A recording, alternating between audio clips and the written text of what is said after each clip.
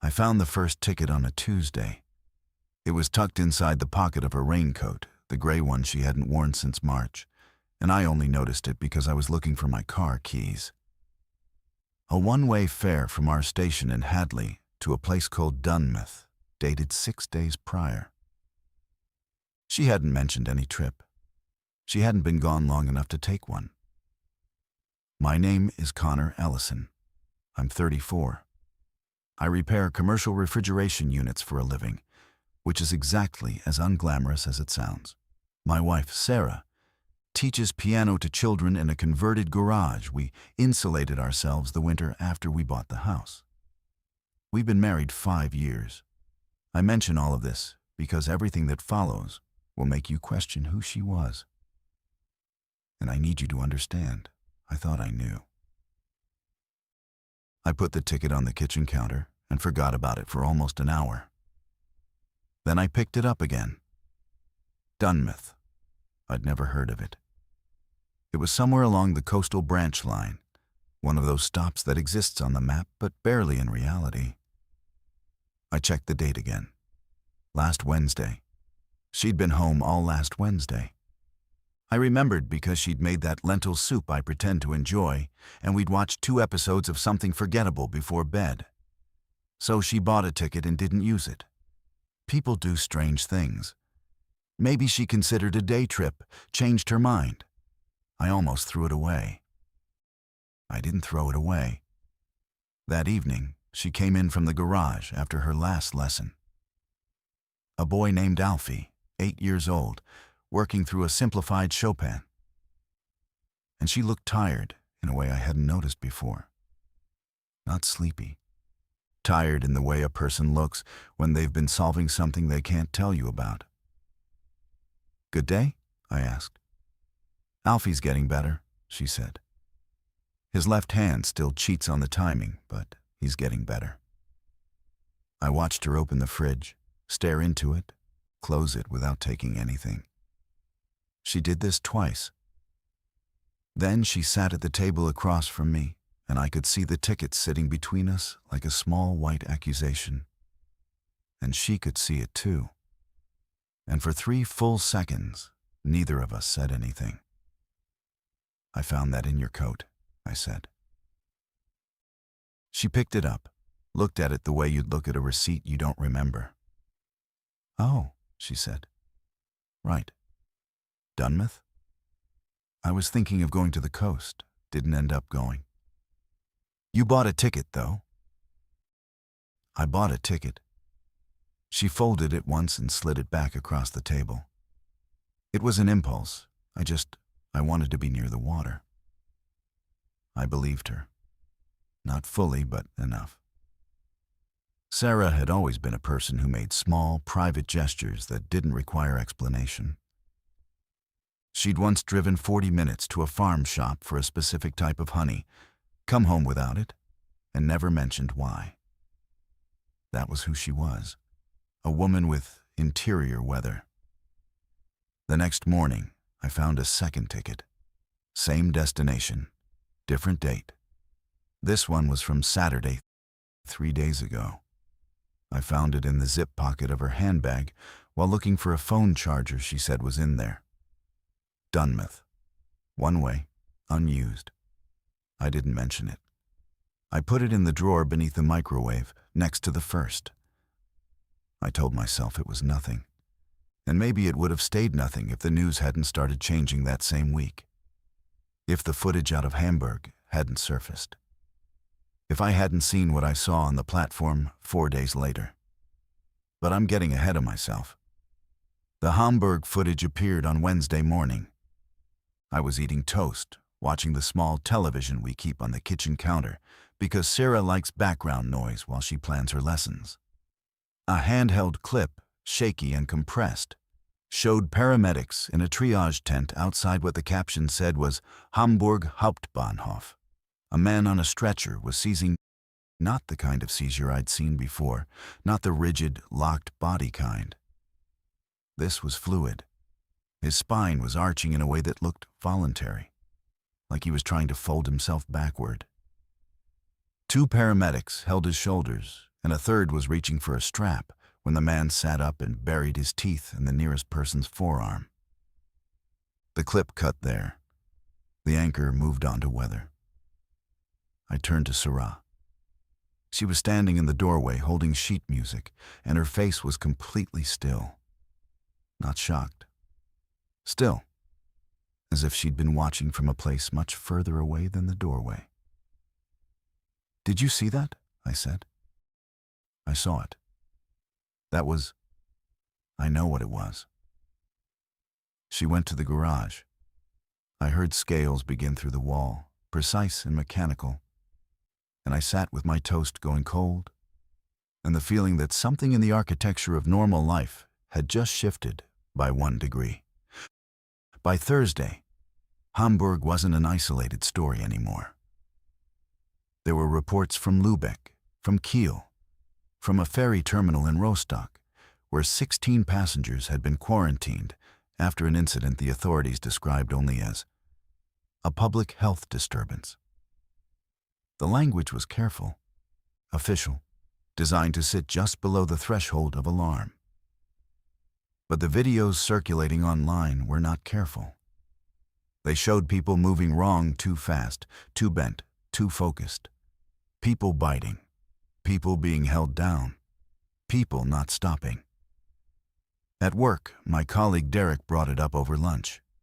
Derek is 51, distrustful of everything except his own instincts, and has a survival bag in his van that he's been maintaining since 2019. "You watching the Germany stuff?" he said, unwrapping a sandwich his wife had made. "Hard to miss. They're calling it a prion variant, some new CJD strain. But prions don't spread like that." He pointed at me with a pickle. "Prions don't make you run." I didn't want to engage. I'd spent the morning replacing a condenser unit in a restaurant kitchen, and I was tired, and I kept thinking about the tickets in the drawer. But Derek wasn't wrong. The official explanation didn't match what the footage showed. Prion diseases are slow, degenerative, fatal. They don't turn a man on a stretcher into something that bites. "It'll be contained," I said. "Sure it will." When I got home, Sarah was in the garden. Not gardening, just standing near the back fence, looking at nothing in particular. She'd been doing this more often. Small absences. Moments where she'd drift to a window or a door and stay there, as if listening for something at the edge of hearing. "You okay?" I asked from the kitchen door. She turned, smiled. It was a real smile, but it was late. It arrived a half second after a real smile should. "Fine, just needed air." That night, I opened the drawer. 2 tickets, Dunmouth, both unused. I took a photo of them with my phone, though I couldn't have told you why. Then I went to the computer in the spare bedroom and searched for Dunmouth. It was barely a village. A cluster of houses along a shingle beach, a decommissioned lifeboat station, a car park that Google Street View showed as mostly empty. The train station was a single platform with a shelter and no ticket machine. Population somewhere under 300. There was nothing there. No attraction, no connection to anything I could find. I searched Sarah's name alongside it. Nothing. I searched her maiden name. Nothing. I felt foolish and invasive, and I closed the laptop and went to bed. She was already asleep, or pretending to be. Her breathing was too even, too measured, the way it gets when she's controlling it. I lay beside her in the dark and listened to the house settle, and thought about a man in Hamburg arching his spine backward on a stretcher, and my wife buying tickets to nowhere and using none of them. Friday brought 2 developments. The first was professional. A large-scale refrigeration client in Ipswich canceled their service contract, citing operational restructuring. My boss, Graham, told me on the phone that 3 other clients had done the same that week. Something was tightening in the economy. People were pulling inward. The second development arrived at 11:47 a.m. in the form of a BBC News alert on my phone. The Hamburg situation had spread. Cases confirmed in Bremen, in Hanover. The German government had activated something called the Bundesamt für Bevölkerungsschutz, the Federal Office of Civil Protection, and was advising residents in affected areas to remain indoors. The word quarantine appeared for the first time in an official statement. I called Sarah. She didn't answer. I called again. Voicemail. I sent a text. You seeing the news? 3 dots appeared. Disappeared. No reply. When I got home at 5:30, there was a third ticket on the kitchen counter. She hadn't hidden this one. It was sitting next to the salt shaker like a place setting, face up, perfectly aligned.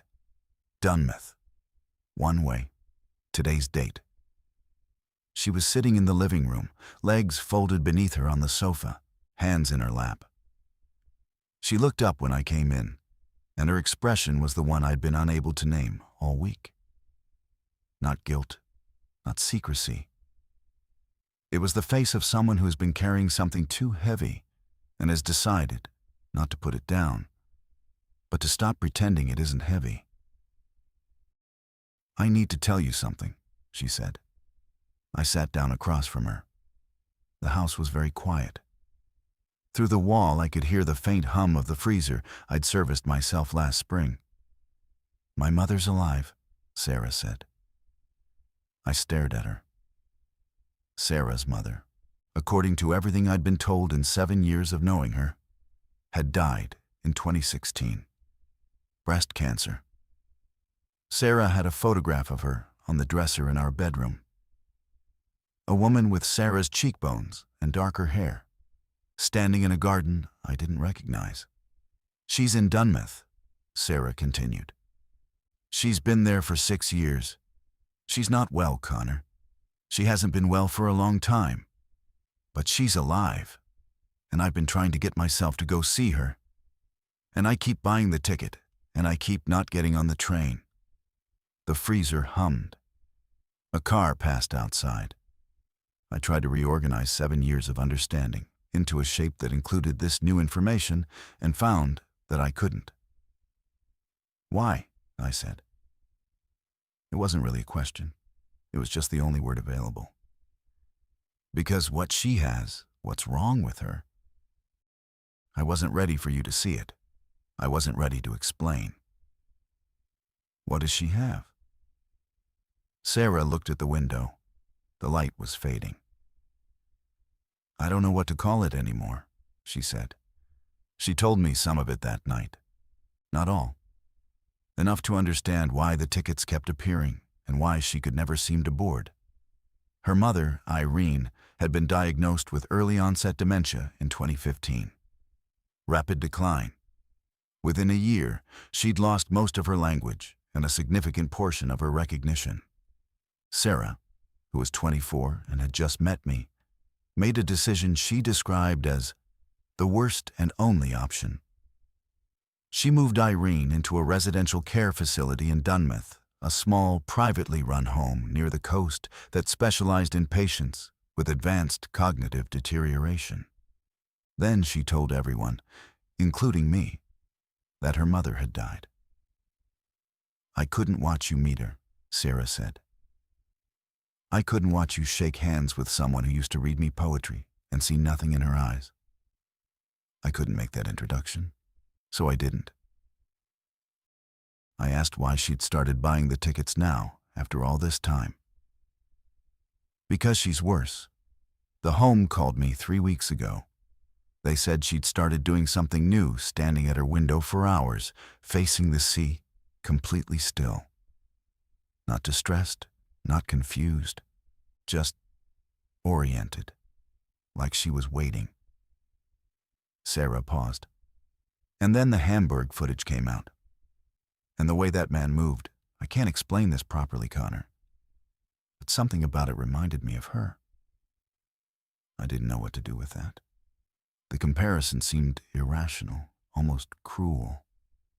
Her mother had dementia, The people in Hamburg had something else, entirely something violent, something contagious, something that made paramedics bleed.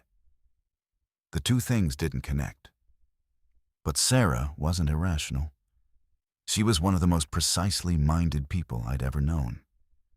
She could hear a piano note and identify it by frequency. She could read a child's posture during a lesson and know within seconds whether they'd practiced that week. She observed things at a resolution most people couldn't access. So when she said something about the footage reminded her of Irene, I didn't dismiss it. I filed it. We went to bed without resolution. She fell asleep before I did, genuinely this time. Her breathing uneven, her body twitching once near her shoulder. I lay awake thinking about a woman I'd believed was dead, standing at a window facing the sea. Saturday morning. Day 3 before. The news was no longer containable within Germany. Cases had appeared in Denmark, in Poland, in a suburb of Amsterdam, where a family of 4 had barricaded themselves in their home after their neighbor climbed through their kitchen window and attacked them with his teeth. The word zombie was not being used by any official source, but it was everywhere else. Social media was saturated. The WHO had issued a statement urging calm. The EU had convened an emergency health council. Derek called me at 8 in the morning, which he'd never done on a weekend. "It's jumping borders," he said. "You need to start thinking about this seriously." "I am thinking about it." "No, you're watching it. There's a difference. You need water, tins, a way to block your doors. How many entry points does your house have?" "Derek, 7. That's the average for a semi-detached. 7 ways in. How many can you secure in under 10 minutes? I told him I'd think about it. He told me thinking was what people did right up until the moment thinking stopped being useful. Then he hung up. I stood in my kitchen, phone in hand, and looked at the drawer beneath the microwave. 3 tickets, 3 failed departures, and a woman in Dunmouth who may or may not have been exhibiting behavior that my wife, in her careful and particular way, had connected to something spreading across Northern Europe. I made a decision. I don't know if it was the right one. I know it was the one that set everything else in motion. "We're going," I said when Sarah came downstairs. "Tomorrow, first train, we're going to see your mother." She looked at me for a long time. Then she nodded. And I saw something in her face that I can only describe as relief threaded with dread. The expression of someone who has finally been pushed past the boundary of their own avoidance and knows that what waits on the other side will not be gentle. The train to Dunmouth departed Hadley at 7:16 a.m. on Sunday, 3 days before the outbreak reached England. The platform was quieter than it should have been. Not empty, but thin. A few commuters, a woman with a hiking pack, an older man reading a physical newspaper with the deliberateness of someone who didn't trust screens. The departures board showed 2 cancellations for northern routes. No explanation given. Sarah sat beside me in a window seat and didn't speak for the first 40 minutes. She held her phone in her lap, screen dark, and watched the countryside stream past with that stillness I'd come to recognize the posture of internal rehearsal. She was preparing for something, building a version of herself that could walk into a room and face a mother who no longer knew her name. I'd barely slept. After deciding we'd go, I'd spent the night reading about Dunmouth, about the care facility, it was called Salter House, and about the accelerating situation on the continent. The numbers were impossible to trust. Official tallies said hundreds. Independent trackers said thousands. A leaked internal memo from a Berlin hospital posted on a forum I found through Derek's recommendation. described patients who had ceased exhibiting baseline human autonomic responses, whose heart rates had dropped to levels incompatible with consciousness, but who remained upright, mobile, and aggressive. The memo recommended incineration of remains. It had been posted at 3 a.m. and deleted by 3:40. Someone had saved it. "Tell me about the home," I said, "somewhere past Manningtree. Salter House, what's it like?" Sarah turned from the window. "Small, 12 beds, maybe 14. It's run by a woman named Dr. Althea Marsh. She's not a medical doctor. She has a doctorate in neuropsychology. She was doing research into late-stage dementia patients. And the facility grew out of that. It's private, expensive, and very quiet." "And Irene's been there since 2016? "Since September 2016. 7 years." "Yes." I let that sit. 7 years. She'd maintained this secret through our engagement, our wedding, through every Christmas and birthday and ordinary Tuesday. She'd wept at a funeral that hadn't happened for a mother who wasn't dead. Or maybe she'd wept for a different kind of death. The slow dissolution of a person into their own absence. The train slowed outside Colchester. An announcement. Delays due to service adjustments. No further detail. A man across the aisle was watching his phone with the focused anxiety of someone refreshing a news feed. I caught a glimpse of his screen, a map of Europe with red dots spreading outward from northern Germany like a stain on fabric. We changed at Ipswich, boarding a smaller train for the branch line. 2 carriages, mostly empty. The countryside opened into flat marshland edged by gray sky. Sarah pointed out landmarks I hadn't asked about it. A church tower, a wind-bent copse of oaks, a stretch of estuary where she said her mother had taken her birdwatching as a child. She knew every wader by its flight pattern, Sarah said. Curlew, godwit, redshank. She didn't even need binoculars. She'd just watch the shape of them against the sky and know. This was the first time in our relationship she'd spoken about Irene in the present tense with any warmth. Every previous mention had been careful and past a closed file, a completed story. Now the tense was shifting, and I could hear the cost of it in her voice. The train pulled into Dunmouth at 9:48 a.m. The platform was a slab of concrete, with a wooden shelter and a faded timetable behind cracked plastic. No ticket barrier, no staff. We stepped off, and the air hit me. Salt, cold, the mineral smell of exposed tidal mud. The sea was somewhere close, but hidden behind a rise of shingle and scrub. A single road led from the station toward the village, which was less a village than a scattering of buildings arranged without obvious plan along the shore. I counted maybe 20 structures. A pub, closed. A shop, open but dim. Cottages with small gardens and high fences designed for wind rather than privacy. Salter House sat at the eastern edge, separated from the nearest cottage by 100 meters of rough grass. It was a converted Victorian building, tall, narrow, clad in render that had once been white and was now the color of old bone. A low wall circled a garden where I could see raised beds, a bench, and a single figure standing motionless near the far corner, facing the sea. Sarah stopped walking. I felt her hand find mine and grip it with a pressure that was not affection, but anchorage. "That's her," she said.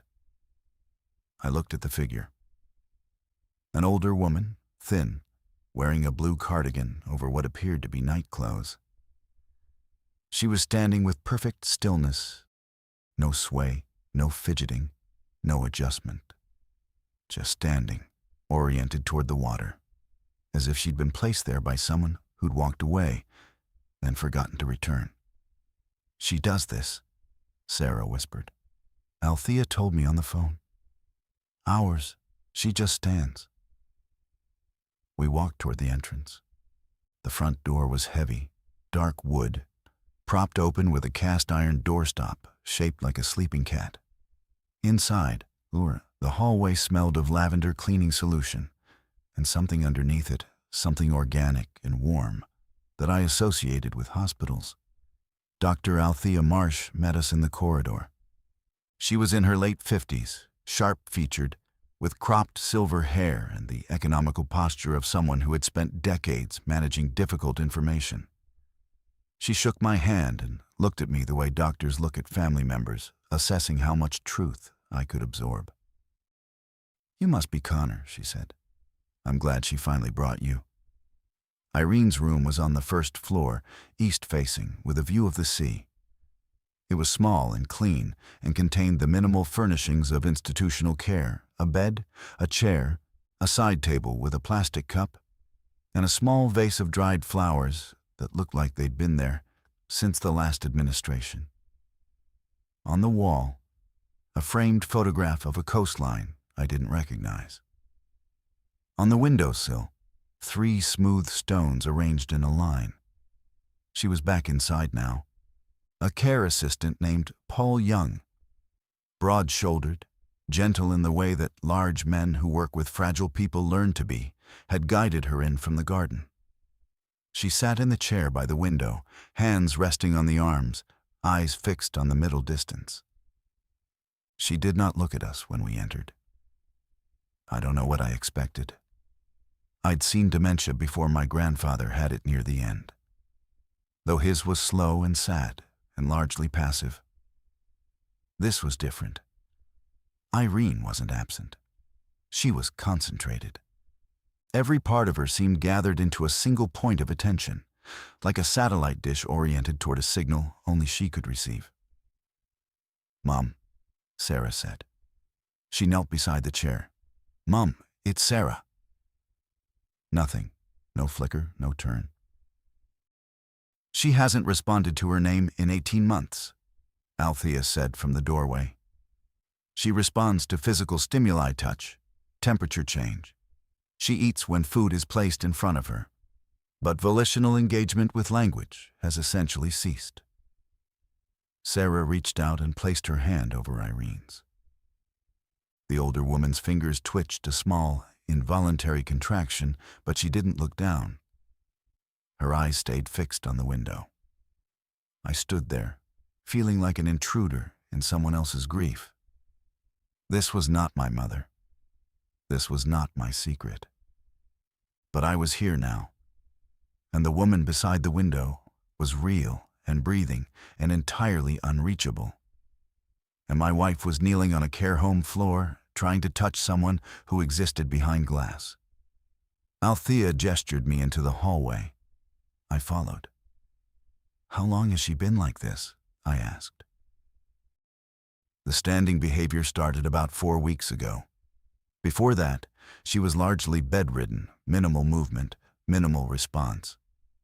Then one morning, Paul found her at the window, standing, upright, no assistance. She hadn't stood unassisted in over a year. Is that normal? A sudden improvement like that? Althea's expression suggested it was not. In late-stage dementia, paradoxical lucidity can occur brief periods of unexpected cognitive function, often preceding death. But this isn't lucidity. There's no cognitive engagement. It's purely postural. She stands. She orients toward the coast. She remains that way until we move her. Sarah said something that concerned me, I said carefully. She said Irene's behavior reminded her of the footage from Germany, the way those people move. Althea's face changed. Not dramatically, she was too controlled for that, but something behind her eyes rearranged. "Your wife isn't the only one who's noticed a resemblance," she said. "I have 2 other patients exhibiting similar changes. Mrs. Hyland in room 6 and Mr. Osei in room 9. Both advanced dementia. Both suddenly ambulatory. Both orienting east. I've contacted the NHS advisory line twice this week. They told me it was coincidental neurological activity and to monitor and report, so I'm monitoring. She looked at me directly. And I'm reporting to you since you're here. Something is happening to my patients that I do not have a framework for, and I am not comfortable with the coincidence. I asked her what she thought the connection might be. She said she didn't speculate without data. But the way she said it, the slight tightening around her mouth, told me she'd been speculating constantly and hadn't liked where it led. I went back into Irene's room. Sarah was sitting on the floor now, her back against the bed, watching her mother. The room was quiet, except for the faint sound of the sea through the window. She used to hum when she played with my hair, Sarah said without looking at me. Not a melody, just a note. A single, sustained note, very low, almost below hearing. I used to feel it more than hear it. I'm sorry, I said, because it was the only thing that was true. Don't be sorry. Be here. I sat down beside her. Irene stood at the window. The sea moved beyond the glass in its gray, perpetual indifference. And somewhere in northern Europe, the thing that would end the world as we knew it was learning how to cross water. We stayed in Dunmouth that night. There was nowhere formal to stay, no hotel, no B&B, but Althea offered us the staff room on the ground floor of Salter House, which had a sofa that folded out and a kettle and a window that didn't quite close. I didn't argue. Sarah didn't want to leave. That evening, the news crossed a threshold. France reported its first cases not along the German border, as epidemiologists had predicted, but in Calais. A group of travelers disembarking a ferry had been detained after one of them attacked port security. Mobile phone footage showed a woman being restrained by 4 officers while she made a sound that the person filming described in shaking French as not a scream. The footage was removed within an hour. Mirrors survived on every platform. I watched it on my phone in the staff room while Sarah sat with Irene upstairs. The sound was what got me. I'd heard screaming before, human distress, animal panic, the range of sounds a body produces under duress. This was different. It was a vocalization stripped of everything that makes a sound communicative. No pitch variation, no rhythm, no intent to be heard. It was a sound produced by a body that had forgotten what sound was for, but still had lungs and a throat and the mechanical capacity to push air through them. I thought about what Sarah had said. Her mother humming. A single sustained note. Below hearing, Derek texted at 10 p.m. Calais means Dover soon. You have maybe 72 hours. Get food, get plywood. Call me. I didn't respond. At midnight, I went upstairs to check on Sarah. She was asleep in the chair beside Irene's bed, her head tilted at an angle that would hurt in the morning. Irene was standing at the window. In the dark, her silhouette against the glass was perfectly still, a cutout of a person, a shape where a person used to be. I stood in the doorway, watching her. The moon was behind clouds, and the sea was invisible. Just a sound, the long, rhythmic collapse of waves against shingle. Irene's head was tilted slightly upward, as if she were looking at something above the horizon. Her hands hung at her sides. Her fingers were curled, not into fists, but into the loose half-grip of someone holding something invisible. Irene, I said quietly. She moved. Not toward me, her head turned fractionally to the left, as if adjusting reception. Then it turned back. The movement was smooth and mechanical, like the rotation of a security camera. I left the room. I closed the door. I sat on the stairs in the dark, and for the first time in my adult life, I felt afraid of something I couldn't name and couldn't locate and couldn't protect anyone from, because it might already be inside the building. Monday morning, 2 days before, I woke on the fold-out sofa to the sound of Paul knocking on the staff room door. "Dr. Marsh needs you," he said. His face was pale, and his voice was controlled in the way that indicated the control was recent and hard-won. In the main corridor, Althea was standing outside room 6, Mrs. Hyland's room. The door was closed. Through it, I could hear a rhythmic impact, like someone striking a wall with an open palm. Slow, regular, patient. "Mrs. Hyland has been doing this since approximately 4 a.m., Althea said.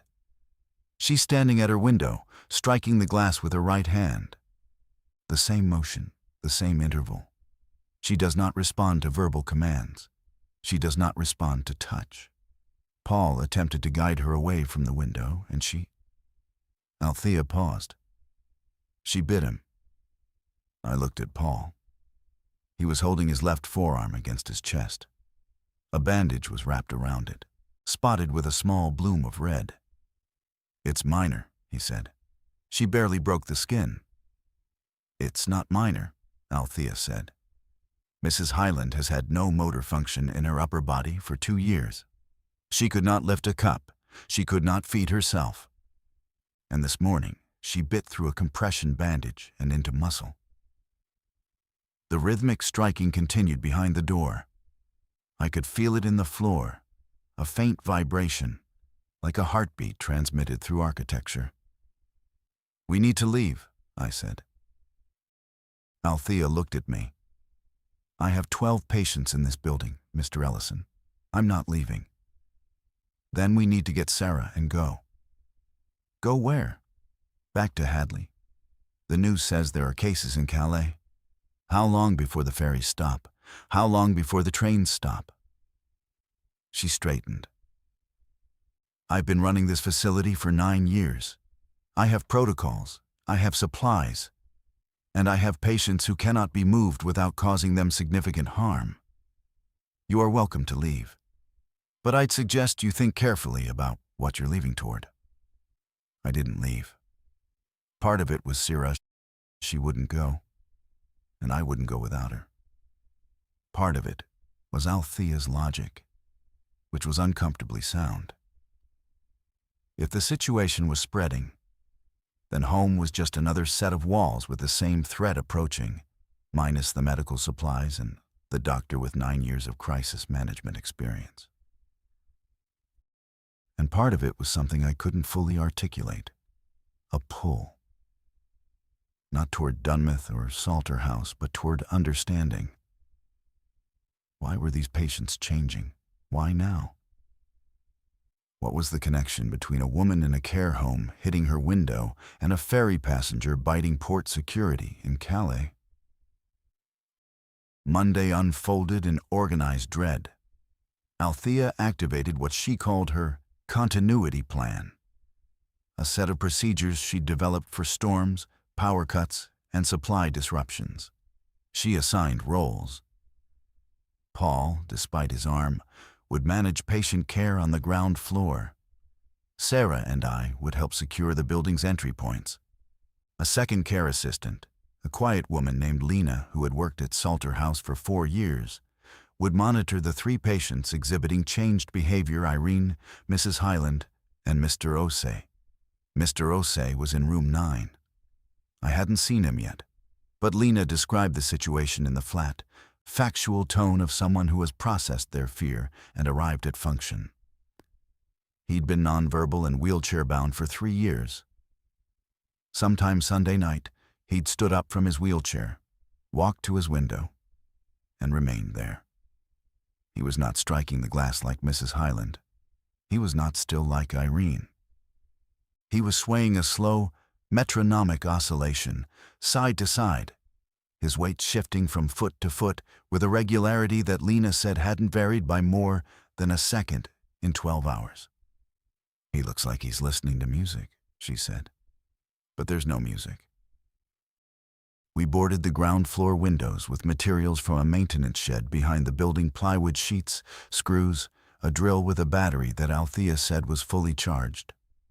The work was physical and absorbing, and I was grateful for it.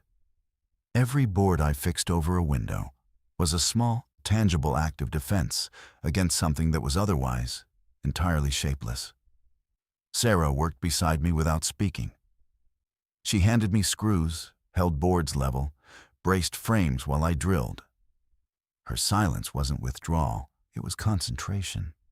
She was inside the problem, processing it the way she processed a difficult musical passage, identifying the structure, finding the logic, preparing her hands. "Your mother," I said during a break, sitting on the floor of the main lounge with tea Lena had made. "The way she stands. Althea said it started 4 weeks ago. 3.5 weeks before Hamburg. You think it's connected?" I think 3 patients in the same facility spontaneously regaining motor function they'd lost years ago, all within the same time frame, all orienting in the same direction, is not a coincidence. I think Althea thinks so too. I think that's why she called me. "She called you because of this, not because your mother was worse." Sarah looked at her tea. "She called me because she was frightened. She's been doing this work for decades, and she has never seen anything like it, and she needed someone to witness it. I was the only family member she trusted enough to call." I thought about the tickets. 4 of them bought over 3 weeks. 4 attempts to board a train and face whatever this was. 4 failures. And then me, forcing the issue, not knowing what I was forcing us toward. At 2 p.m., the internet slowed to a crawl and then stopped. Althea's router showed a connection, but no data moved through it. Mobile data was intermittent. A message would send, then nothing for 20 minutes. Then a burst of notifications arriving all at once, like delayed mail. Derek's last message came through at 2:34. "Dover's closed. Army on the M20. This is real, Connor. If you're not home, get home. Don't wait." 40 seconds later, "Also, the freezer at Morrison's in Felixstowe has failed. Just so you know. Professional courtesy." I showed Sarah. She read it, handed the phone back. "We're not going home," she said. "I know. I need to be here. Whatever's happening, whatever this is, it started here, or it came through here. And my mother is part of it, and I need to understand why." There was no selfishness in her voice, no obstinacy, just the absolute clarity of someone who has located their purpose inside a disaster and will not be moved from it. I recognized it because I'd heard it before in Derek when he talked about preparation. In Graham, when he talked about keeping the business running through every setback. The sound of a person aligned with their own necessity. By evening, we'd secured the ground floor, every window boarded, both exterior doors locked and reinforced with furniture, a bookcase across the back, a heavy oak table against the front. The building was old but solid. Victorian construction, thick walls, narrow windows. It hadn't been built for defense, but it hadn't been built for easy entry either. Althea gathered us in the staff room. 5 of us. Her, Paul, Lena, Sarah, me. "I've lost contact with the NHS advisory line," she said. "Mobile networks are unreliable. The radio," she gestured to a small FM unit on the counter, "is broadcasting a looped civil emergency message, advising people to remain in their homes and await further instruction. I don't expect further instruction." She paused, letting that settle. "We have food for approximately 10 days, if rationed. Water is on main supply, which I expect will continue for some time. Medication for patients is sufficient for 2 weeks. Our primary vulnerability is the 3 patients whose condition is changing. They are not currently dangerous. Mrs. Hyland's aggression toward Paul appears to have been reactive rather than predatory, but I cannot predict what happens next. I've moved them to rooms with exterior locks. It is not ideal. It is not something I would choose. But it's what's available. No one spoke. The looped emergency message played on the radio, tinny and distant, like a voice from the bottom of a well. That night, I couldn't sleep. The staff room sofa was uncomfortable, but that wasn't the reason. The reason was the sound. It started around 1 a.m., a low vibration that I felt in my chest before I heard it with my ears. A hum, not mechanical, not wind, a sustained, resonant tone, like a note played on an instrument too large to see. I sat up. Sarah was awake beside me, eyes open, staring at the ceiling. "You hear it," she said. "What is it?" "It's them, the three of them. They're humming." I got up and went to the stairs. The sound was louder there, channeled by the stairwell, and I could feel it in the banister under my hand. I climbed to the first floor. The corridor was dim. Althea kept night lights along the baseboard, and the sound was coming from all three rooms simultaneously. Room 4, Room 6, Room 9. Irene, Mrs. Hyland, Mr. Osei. 3 locked doors, and behind each one, a voice producing a single sustained tone in perfect unison. Not the same note, a chord. 3 notes, separated by intervals that even my untrained ear could tell were precise. They were harmonizing. 3 people with advanced dementia who had not spoken in years were standing behind locked doors, producing a chord that resonated through the bones of a Victorian building and into the ground beneath it. Althea appeared at the end of the corridor. She was dressed, fully awake. She'd been monitoring. "How long?" I asked. "It began at 12:47. I've been recording it." She held up her phone. "The pitch hasn't varied, not once. I checked it against a tuning application. Mrs. Hyland is producing a B-flat. Mr. Osei is producing a D. Your mother-in-law is producing an F." "That's a B-flat major chord," Sarah said from behind me. I hadn't heard her follow. Althea looked at her. "Yes." "A major chord, not minor, not dissonant."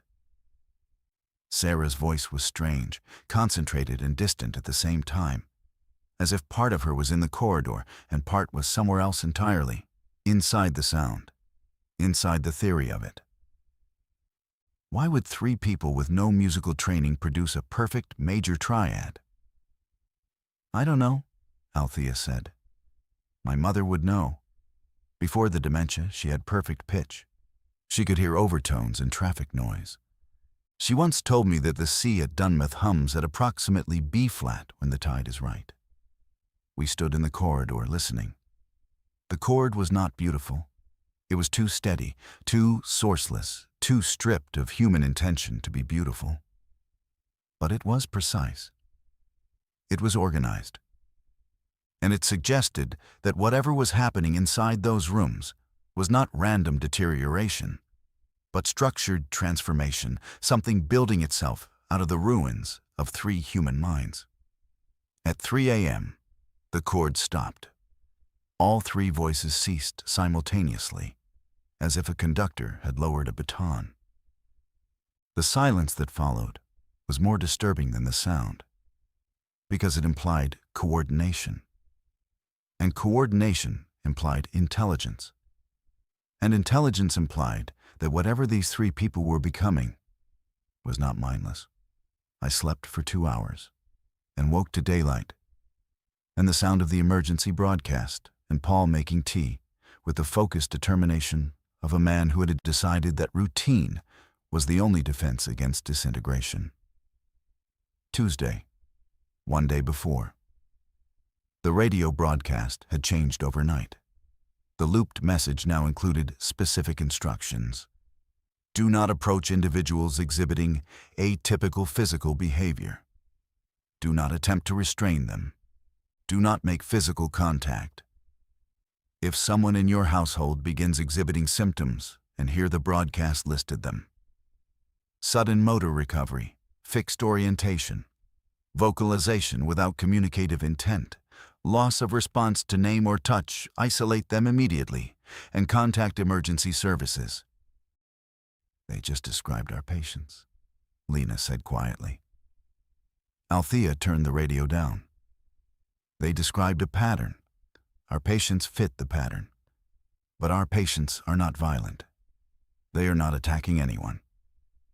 Mrs. Hyland bit Paul, I said. Mrs. Hyland reacted to being physically redirected. That's different from predatory aggression. I've worked with dementia patients who've bitten, scratched, kicked. It's a fear response, not a hunting behavior. Paul, who had been flexing his bandaged arm carefully throughout this exchange, said, "It didn't feel like fear." The room went quiet. "It felt like I was in her way," he said. "Like she was trying to get to the window, and I was an obstacle. And she removed the obstacle as efficiently as she could. There was no panic in it, no confusion, just problem solving." Althea opened her mouth, closed it. She didn't have a response because Paul had articulated something she'd been avoiding. The behavior wasn't degraded. It was optimized. These patients weren't losing function. They were gaining it. But the function they were gaining wasn't human. It was something else wearing the shape of human capability. The morning passed in grim logistics. We rationed food. We checked boards on windows. Paul redressed his wound, which he said was healing normally. No redness, no swelling, no fever. Lena sat with the patients, who hadn't changed 9 of them, still in their beds, still following their patterns of sleep and waking and gentle confusion. She read to them. I could hear her voice through the floor, steady and warm, reading from a paperback she'd found in the lounge. The normalcy of it was almost unbearable. At noon, I went upstairs alone. I stood outside Irene's door and listened. Silence. I slid the bolt and opened it. She was at the window. Of course she was. Standing, facing the sea, hands at her sides. But something had changed. Her posture was different, straighter, more aligned, as if her spine had reorganized itself overnight into a configuration that was structurally superior to anything she'd held in years. She looked healthy. Not well, there's a difference, but physically vital in a way that contradicted everything Althea had told me about her condition. "Irene," I said. She turned, not just her head, her whole body, pivoting on one foot with a fluidity that made my stomach contract, and she looked at me. Not past me, not through me, at me. Her eyes were clear and focused, and they held an expression I couldn't categorize because it wasn't an expression I'd seen on a human face before. It was recognition without warmth, identification without connection. She knew what I was. She did not know who I was, or she did not care. "Irene, I'm Connor, Sarah's husband." She tilted her head. The movement was bird-like, quick, precise, calibrated. Then she turned back to the window. I closed the door. I locked it. I went downstairs, and I told Sarah what I'd seen, and I watched her face pass through every stage of grief, compressed into a single moment. Denial, anger, bargaining, depression, acceptance, and then something beyond acceptance, a cold and functional resolve. "We need to understand what they're orienting toward," she said. "The sea, the east. Something out there is calling them." Tuesday evening, the last evening before. Sarah asked me to help her with something I didn't want to do.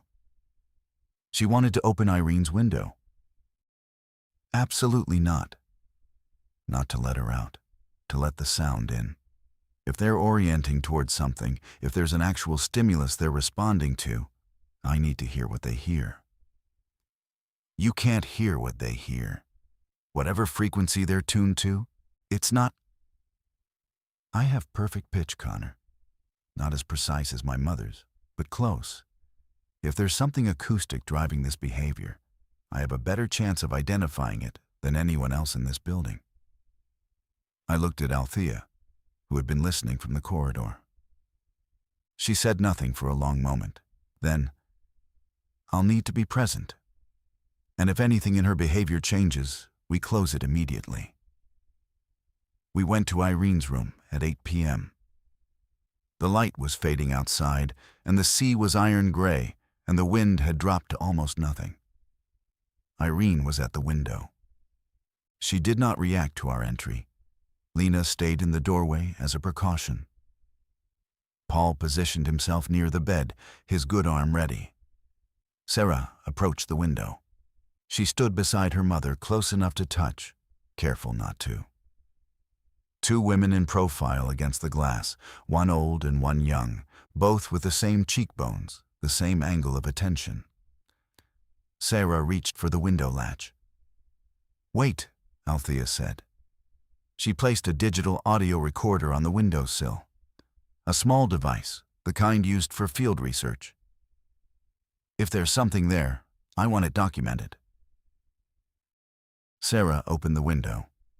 The evening air came in salt, cold, carrying the sound of the sea and the mineral smell of low tide.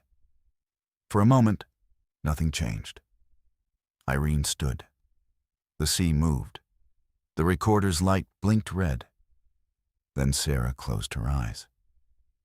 And I watched her listen. She listened the way she listened to a student's playing, with her whole body, her head tilted, her breathing shallow, her hands slightly raised, as if conducting something invisible. She stood there for 90 seconds, 2 minutes, 3. "There," she said, "under the wave sound, under the wind, there's a tone. It's very low infrasonic, maybe just above. It's sustained. It doesn't waver." She opened her eyes. "It's a B-flat. The same note your mother produces," Althea said.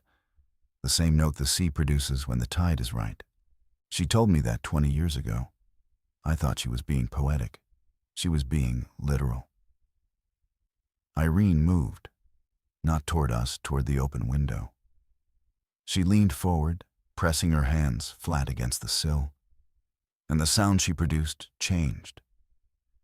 It had been silent since the chord ceased at 3 a.m. Now she began again, the hum, the low sustained B-flat, but this time it was louder, stronger, and it had a quality I can only describe as answering. She was responding to something, participating in a call and response with the sea or whatever lay beneath it or beyond it. "Close the window," I said. Sarah didn't move. "Sarah, close it." "Listen," she said. "Listen to what she's doing. She's not just matching the pitch. She's modulating. There are overtones. She's building harmonics. This is structured, Connor. This is language." Irene's hum intensified. From down the corridor, through walls and locked doors, Mrs. Hyland and Mr. Osei joined their notes, rising to meet hers, the chord reassembling, filling the building with a resonance that I felt in my teeth and my sternum and the base of my skull. Lena stepped back from the doorway. "Dr. Marsh." "Close the window now," Althea said. And her voice had the sharp authority of someone who has just recognized a danger she should have seen earlier. Sarah reached for the latch. As her hand crossed the plane of the open window, Irene's hand shot out and gripped her wrist. The room froze. Irene held Sarah's wrist with a grip that whitened her knuckles. Her head turned that smooth, mechanical rotation, and she looked at her daughter. And for 1 second, maybe less, something crossed Irene's face that was neither the blank identification I'd seen earlier nor the vacancy of dementia. It was recognition. Real recognition. The kind that requires memory and emotion and self. "Sarah," she said. Her voice was rough and unused, and it broke on the second syllable, but she said it. She said her daughter's name. Then the expression dissolved. Her eyes refocused on something distant. Her grip tightened until Sarah gasped. And Paul moved fast, decisive, his good hand breaking Irene's hold with a precise motion that spoke of training I hadn't known he had. Sarah stumbled back. I caught her. Althea slammed the window shut and latched it. The cord collapsed. Silence. In the corridor, Sarah held her wrist against her chest. Red marks from Irene's fingers were already darkening into bruises. She was shaking, not with fear, but with something more complex. She'd heard her mother say her name for the first time in years, and it had come wrapped in a grip that could have broken bone. "She knew me," Sarah said. "For a second, she knew me." "For a second," Althea said carefully. "Something in her recognized you. Whether that constitutes knowing is a question I'm not equipped to answer." I barely slept. None of us did. The chord resumed at 1 a.m. The same 3 notes, the same unwavering precision, and it continued until 4. And this time, when it stopped, there was a new sound in its wake. A distant rumble from the direction of the sea. Not thunder, not mechanical. Something between a vibration and a groan, as if the earth itself were producing a harmonic response. Wednesday, day 0. I knew it was day 0 because the radio told me. The looped emergency broadcast had changed again overnight. The new message was stripped of euphemism. A national emergency has been declared. The infection has reached the United Kingdom. Cases confirmed in Dover, Folkestone, and London. Remain indoors. Secure all entry points. Do not attempt to travel. Do not approach infected individuals. Military and emergency services are deploying. Further updates will follow. No further updates followed. The broadcast looped for another hour, then devolved into static, then silence. Althea gathered us at 7. She was precise and unsentimental, and I understood, watching her, that she had crossed a psychological border during the night. The border between hoping the crisis would be managed by someone else and accepting that management now fell to the people in this room. "We have 12 patients," she said. 3 are in a state I cannot clinically describe. 9 are stable. Our supplies will last. The building is secured. Our immediate priorities are maintaining patient care, monitoring the 3 affected individuals, and avoiding contact with anyone outside this building until we have better information. "What about the sound?" Sarah asked. "The tone from the sea, if it's driving the behavior." "I've listened to the recording. I hear waves. I hear wind. I do not hear a tone, Sarah. Whatever you detected, it's below or above my threshold. Then we should move them. Away from the windows. Away from the coast. Interior rooms." Althea considered this. "Moving misses. Highland and Mr. Osei would require physical intervention. After Paul's experience, I'm reluctant to—" A sound interrupted her. Not from inside the building, from outside. The front door, the heavy oak door we'd barricaded with a table, rattled in its frame. Not wind. A deliberate, rhythmic pressure. Someone was pushing against it. Paul moved to the hallway. I followed. Through the gap between the door and its frame, I could see a figure on the step. A man. Middle-aged, wearing pajamas and a fleece jacket, barefoot on the gravel path. His posture was wrong, tilted forward at an angle that should have toppled him but didn't, as if the rules of balance had been rewritten for his body alone. He was pressing against the door with both palms, not pounding, not frantic, just applying steady, patient pressure. That's Mr. Hargreaves, Lena said from behind us. He lives in the cottage by the pub. He has had motor neuron disease. He hasn't walked in 2 years. Mr. Hargreaves pressed against the door. His face was visible through the narrow pane of reinforced glass set into the wood. His expression was the same one I'd seen on Irene Recognition Without Connection. He could see us.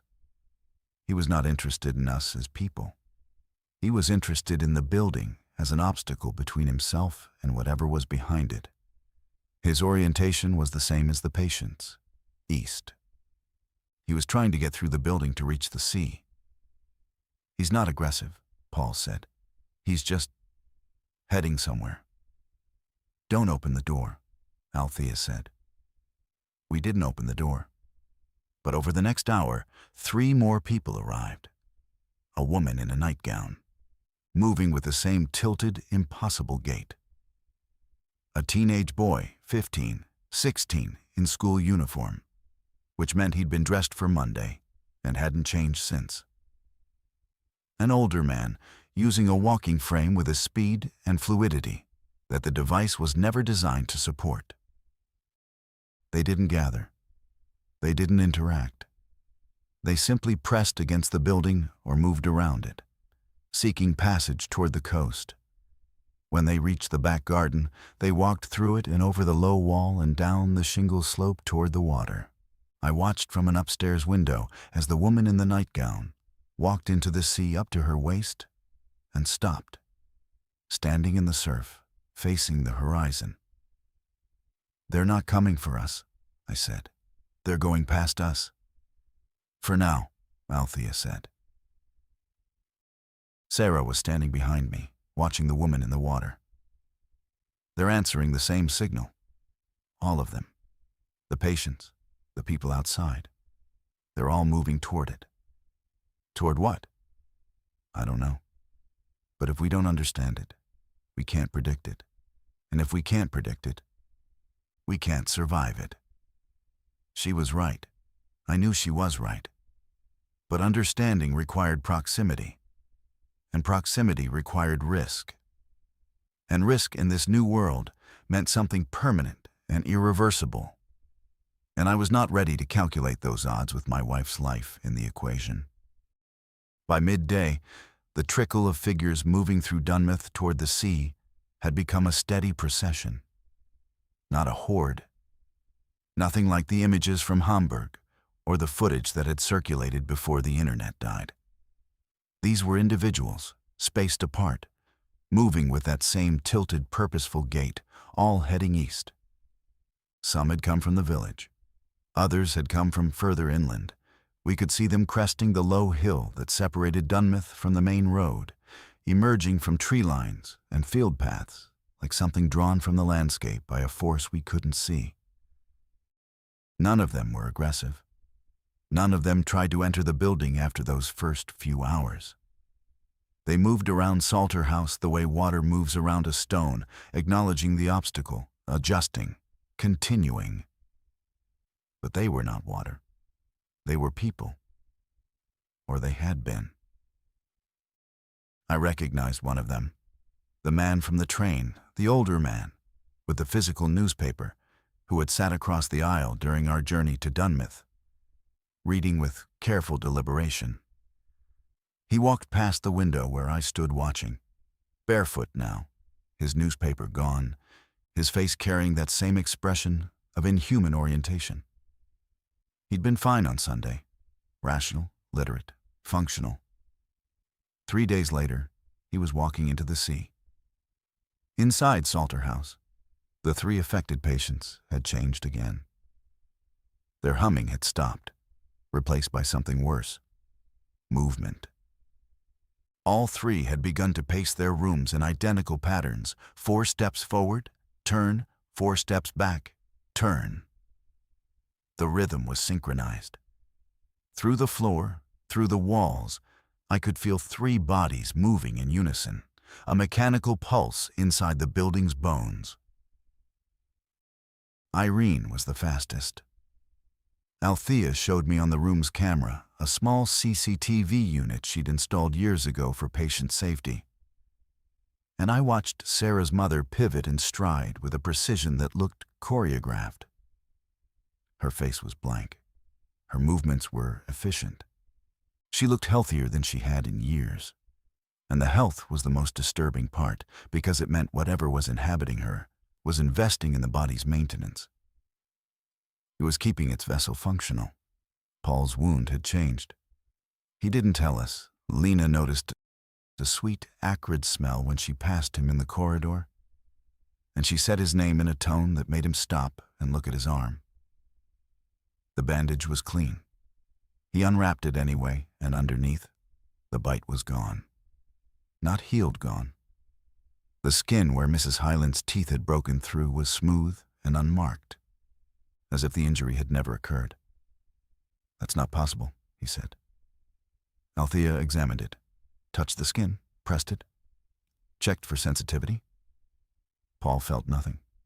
No pain, no tenderness, no sensation at all. The area was numb. "I want you to tell me immediately if you feel any change," Althea said. "Any disorientation, any impulse, anything." "I feel fine," Paul said. "That's what concerns me." Sarah pulled me aside that afternoon. We stood in the kitchen, the only room in the building that still felt domestic, still smelled like tea and dish soap and the ordinary residue of daily function. "We need to talk about Paul," she said. "I know. And we need to talk about what happens when the patients break through those doors. Because they will. The pacing is testing the space, finding the weak points. And those locks are residential interior hardware. They're not designed to hold someone who can bite through a compression bandage." I leaned against the counter. Through the window, I could see the line of figures moving down the shingle toward the water. 20, 30, more. "What do you want to do?" I asked. "I want to take Althea's recorder and go outside, down to the water line. If there's a signal, it'll be strongest there. I need to hear it clearly. I need to understand its structure." "That's insane." "Probably. You'd be walking into a crowd of infected people. They're not interested in us. You've seen them. They move around obstacles. They don't engage with people who aren't in their path." "They haven't engaged yet. That could change." "Everything could change. That's not an argument for paralysis." I looked at her. She looked back. And I saw in her face the same thing I'd seen when she'd told me about Irene, that alignment with necessity, that refusal to be diverted from the thing that needed doing.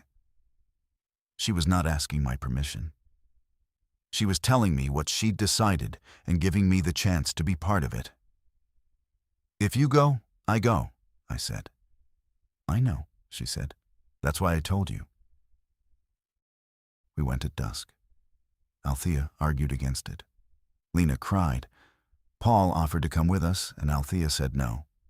Firmly, with an undertone of concern that extended beyond the immediate mission. Paul was being watched now. Not confined, not restricted, but watched. He'd started tilting his head during silences, a small, involuntary motion that mirrored the one I'd seen in Irene. Sarah carried the recorder. I carried a length of pipe from the maintenance shed, not because I believed it would help against what was out there, but because holding something heavy gave my hands a purpose that my mind couldn't provide. We unbarricaded the back door, stepped into the garden, and pulled the door shut behind us. Lena would re-bolt it. She'd open it again, only if we knocked in a pattern Sarah had specified. 3, 2, 1. A fragment of Morse code that Irene had taught her as a child. The garden was empty. The figures had all passed through hours ago. The low wall at the back was scuffed with shoe marks and the marks of bare feet. Beyond it, the shingle slope led down to the waterline, maybe 60 meters. In the fading light, I could see the figures, dozens of them now, standing in the surf, oriented toward the horizon.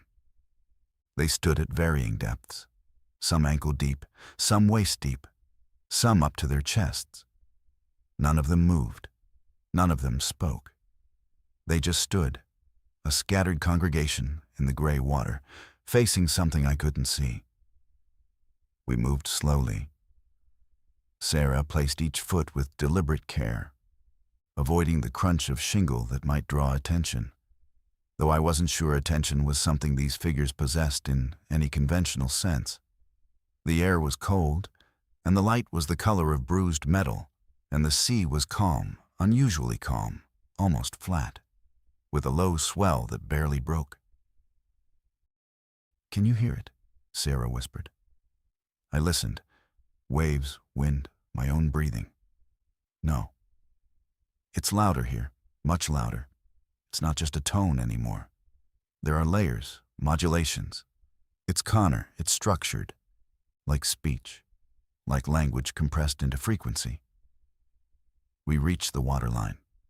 The surf moved over our feet, cold enough to shock, salt enough to sting. 20 meters to our left, a man stood thigh deep, his back to us. His shoulders were relaxed. His posture was peaceful. If I hadn't known what he was, I might have mistaken him for someone enjoying a quiet evening swim. Sarah held the recorder at arm's length, pointed toward the sea. The red light blinked. She closed her eyes and did what she'd done in Irene's room.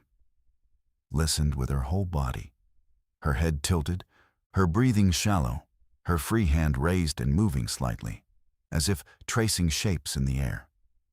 "It's not coming from the water," she said. "It's coming through the water. The ocean is a conductor. The source is somewhere else, deep or distant, or both."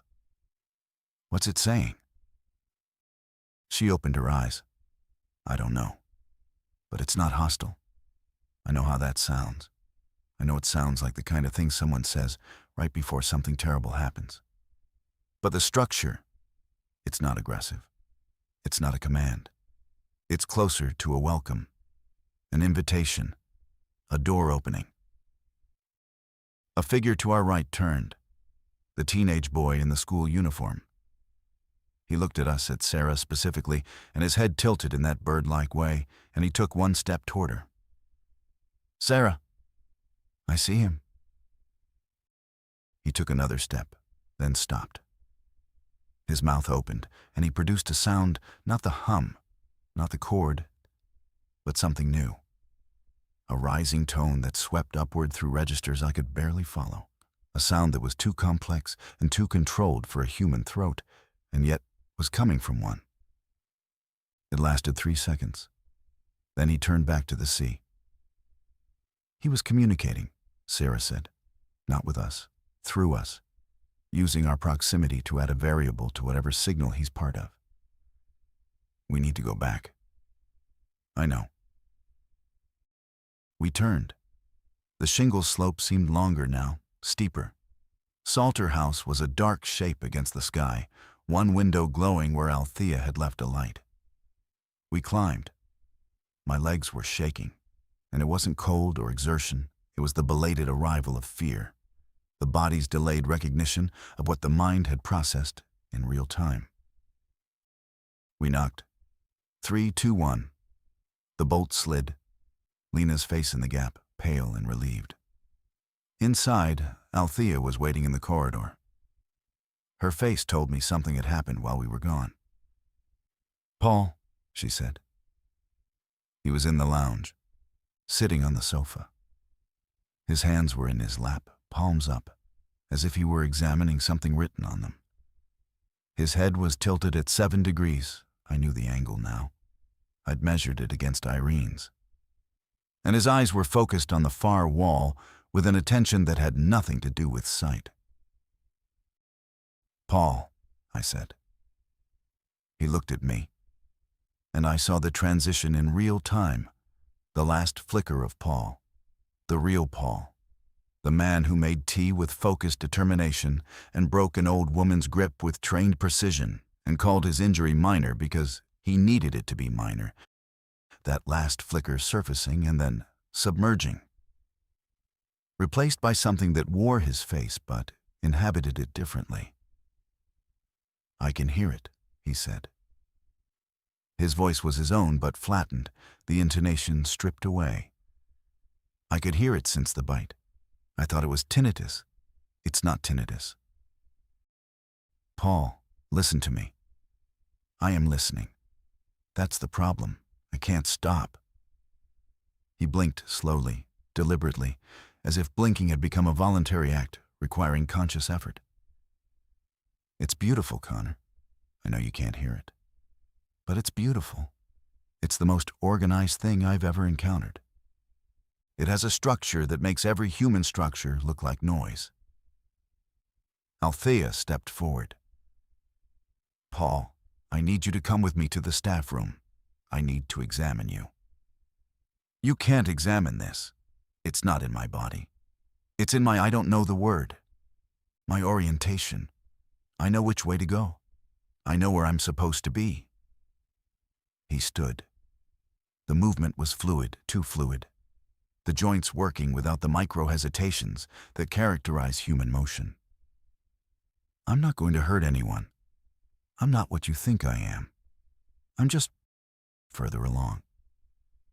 "Further along toward what?" Sarah asked. Paul looked at her, and his expression shifted into something I hadn't seen on any of the affected faces' curiosity. Genuine, engaged curiosity. "You can almost hear it, can't you?" he said. "You're close. Your mother's been translating it for weeks. That's what the humming is. Translation, conversion, turning the signal into something compatible with human neurology. She's the bridge." "Bridge to what?" "To the next part." He walked toward the back door, not aggressively, not urgently, with the calm, unhurried certainty of someone going home. Althea moved to block him, and he stopped and looked at her with something that might have been patience. "Dr. Marsh, I've worked for you for 3 years. You know me. I'm still me. I'm just also something else now. And the something else needs to be at the water." Althea didn't move. "You can't keep me here," Paul said. "Not because I'll force my way out. Because the signal is getting stronger, every hour. And soon your other patients will start hearing it too. Not just the 3, all of them. And then people further inland. And then everyone. And when that happens, you'll want someone who's already through the transition to tell you what's on the other side." "Is there another side?" I asked. Paul looked at me. The curiosity faded. The flat expression returned. "I don't know yet, but I'm going to find out." Althea stepped aside. I don't know why. Maybe because she recognized that restraining him would require force, and force would break something not just physically but morally. A line between care and captivity that she'd spent her career refusing to cross. Maybe because she was curious too. Paul walked to the back door. Lena unbolted it. He stepped into the garden, into the dark, and walked down the shingle toward the water with the same unhurried gait. And the last thing I saw before the dark took him was his head tilting upward, as if whatever he was listening to had just changed key. Lena bolted the door. The building was down to 4. The night was long. Upstairs, the 3 patients had stopped pacing. They stood at their windows, all 3, simultaneously, and the humming had resumed, but changed. It was no longer a chord. It was a sequence, a pattern of tones that rose and fell and repeated with variations, each repetition slightly different from the last, as if the pattern were evolving, teaching itself, becoming more complex with every cycle. Sarah sat at the kitchen table with a recorder and a notebook, transcribing. She'd switched from terror to analysis with a completeness that I found both admirable and frightening. She wrote in small, precise notation musical shorthand I couldn't read, and occasionally she'd stop and close her eyes and listen and then write faster. "It's iterative," she said at 2 a.m. "The pattern builds on itself. Each cycle adds a layer. It's like a fugue, a theme introduced, then answered, then developed. But it's not music. It's information, encoded in frequency and rhythm. My mother isn't singing. She's transmitting." Transmitting what? Instructions, or an invitation, or a map. I can't decode the content, but I can identify the structure, and the structure is consistent with how you'd communicate directional information to a receiver that doesn't share your language. You'd establish a reference tone, build a harmonic framework, and then modulate within it to convey specifics. Who's sending it? She put down her pen. I don't think "who" is the right word. At 3:30, Althea came downstairs. She looked older than she had 4 days ago, the lines in her face deeper, the economy of her posture collapsed into something closer to exhaustion. She sat at the table, and Lena brought her tea, and for a few minutes, none of us spoke. "I've been a clinician for 30 years, Althea said. "I've watched hundreds of people lose themselves to dementia. It is the cruelest disease I know, because it doesn't kill the body, it evacuates the person and leaves the body running.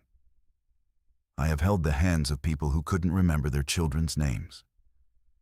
I have been bitten, kicked, and screamed at by people who were terrified of their own surroundings because their surroundings had become unrecognizable.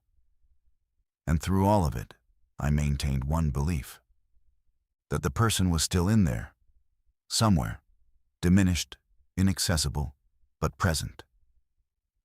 She looked at the ceiling. Above us, the sequence of tones continued. "I no longer believe that. Whatever is producing that sound is not Irene. It's not Mrs. Hyland. It's not Mr. Osei. They're gone. They were evacuated long ago by the disease, and what moved in afterward is something that was waiting for the vacancy. The dementia didn't destroy them. It prepared them, made space. The thought was so terrible and so precise that none of us could respond to it." Sarah stared at her notebook. Lena stared at her hands. I stared at the window, where the first gray light of Thursday was beginning to separate sky from sea. "So what do we do?" I asked. "We survive," Althea said.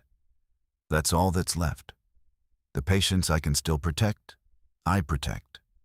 The ones who are gone, I let them go. If they want the sea, I give them the sea. I am done locking doors against something I can't fight, and can't understand, and can't save anyone from." At dawn, we opened the doors to rooms 4, 6, and 9. Irene walked out first.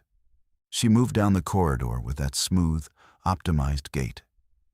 And when she passed Sarah, she paused. 1 second. Her hand reached out and her fingers brushed Sarah's cheek, a gesture so precisely calibrated to tenderness that it could have been mistaken for love if you didn't look at her eyes. Then she walked down the stairs, through the garden, over the wall, and down to the water. Mrs. Hyland followed. Then Mr. Osei. We watched from the upstairs window as 3 figures joined the others in the surf. The procession had grown overnight.